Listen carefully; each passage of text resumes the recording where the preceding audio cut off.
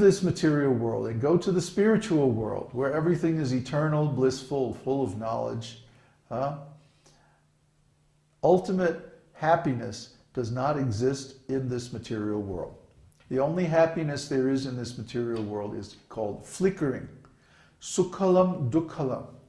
It means flickering happiness mixed with pain. Yeah, sukha dukkha. And this material world is called sukhalam dukhalam, a place of mixed suffering and enjoyment. So you may get a little enjoyment, yes. But then, when it's over, oh, here comes the pain. Look out. And that's karma. Karma means there's always a payback. For every action, there is an equal and opposite reaction. So if we experience so-called pleasure in this material world, then as a result of that activity, we have to experience pain. That's just the way it is. So if we observe our life, we'll see that all the so-called enjoyment that we've had hasn't made us happy, hasn't made us satisfied. And not only that, it's flickering, which means as soon as we just get into it, then it's over. It's finished. And then we have to wait until our karma comes around again to a time of enjoyment. But when we're enjoying, we think, yes, this is really life. This is the way it should always be. And then it's over. Finished. Sorry, cut.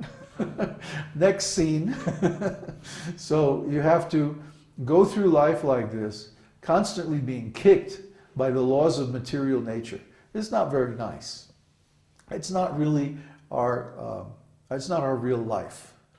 Our real life is in the spiritual world where enjoyment goes on eternally. The spiritual world is like one big festival. You know, like the chanting we were doing, getting really high on it. That goes on eternally in the spiritual world. It just gets better and better. There's never any end because everything in the spiritual world is eternal. Like Krishna says in Bhagavad Gita 2:16, that which really exists is eternal. And that which is temporary, it doesn't really exist. It's more or less of an illusion. We don't say that the material world is false. The material world is real. You know, just try banging your head against a wall a few times and you'll find out it's definitely real. But its reality is relative. In other words, it's based on the existence of the spiritual world. It doesn't exist independently. And nothing in this world exists eternally. Everything in the material world has a beginning and an end. So we should not put our faith in things that have a beginning and an end. That includes mundane religion, or material so-called spiritual processes like Hatha Yoga. I mean, they can give you nice bodily features and stuff like that, make you stronger, and it's good for health and all that thing, but it can't give you spiritual enlightenment. How's it possible? How can you get something spiritual out of something material? It's not possible. It's like trying to get milk out of an orange. No, you're going to get orange juice out of an orange. So when we work in this material world with our material senses, unless the work that we do is in relation with Krishna, then its result is going to be temporary and material.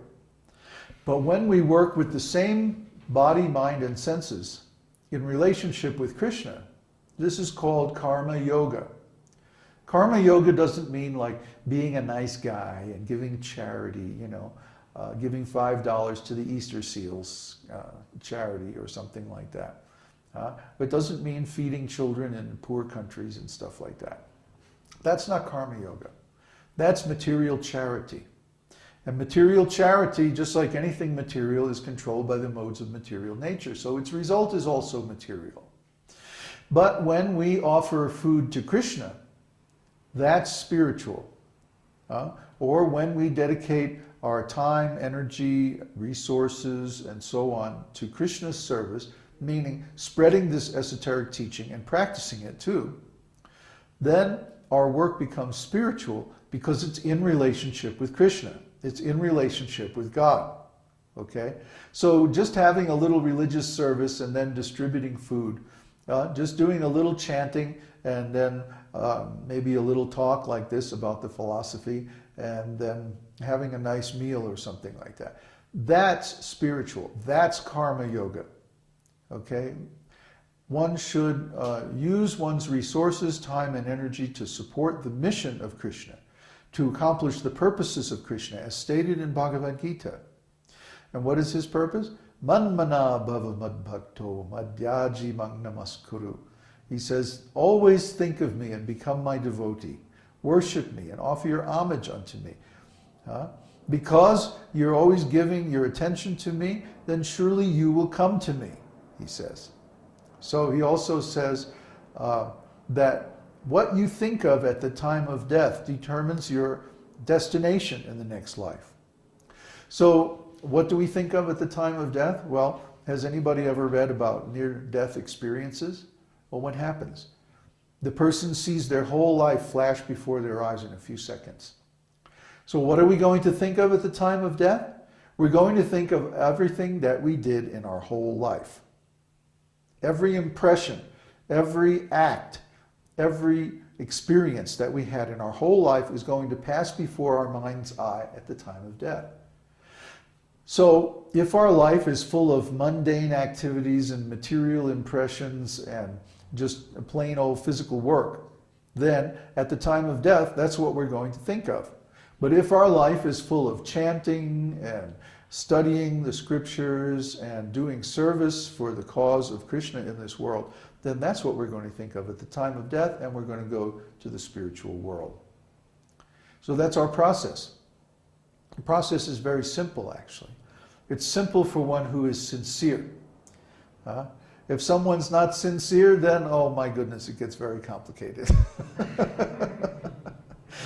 But for someone who's sincere, it's very simple because it's based on love. What is love, really? Love means service. If I say, oh, I love you,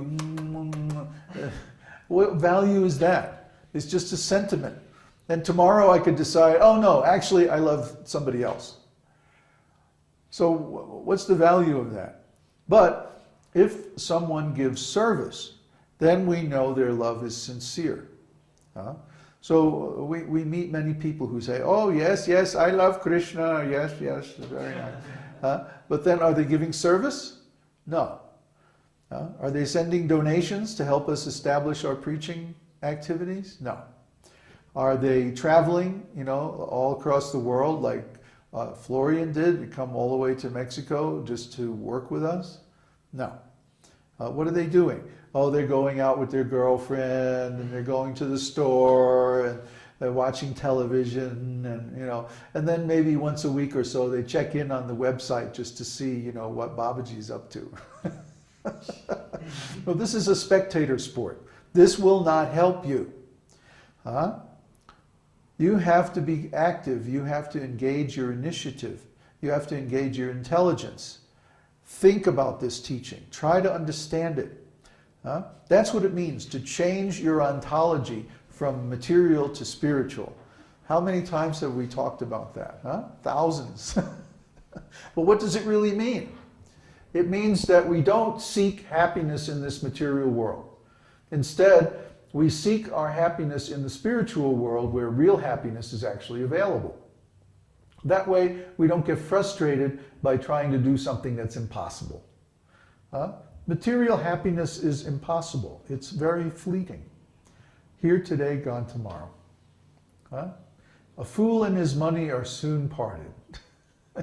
These are all material sayings. But they're true. They have a grain of truth in them because they illustrate the temporary nature of material happiness. Easy come, easy go. How many times have we heard that? So if someone takes this teaching very casually, like entertainment or something like that. Oh yeah, I'm just going to go to the website, watch a couple of videos, and then, go out with my friends and whatever. That's not going to help you. What will help you is if you take these instructions very seriously, start this chanting process, and absorb as many impressions of transcendental quality as possible. That will really help you. That will change your consciousness. You should engage in the service of the Lord. Engage in service of the spiritual master and actually push on this process or this mission that we have to bring this truth to as many people as possible. I know it's not easy. Why do you think we've been struggling for so many years to establish this mission? Because it's not easy. You have to be approved by Krishna. That means you have to be really, really sincere. You have to really get it. Accept this teaching and implement it in your life by your own initiative. Not because I tell you to or it says so in some old dusty book. No, because when you actually do this process of devotional service, you can feel the spiritual happiness. That's why we can do this for so many years, keep chanting the same old mantra. It never gets old, actually. In material life, if you read the newspaper today, and then you pick up the same newspaper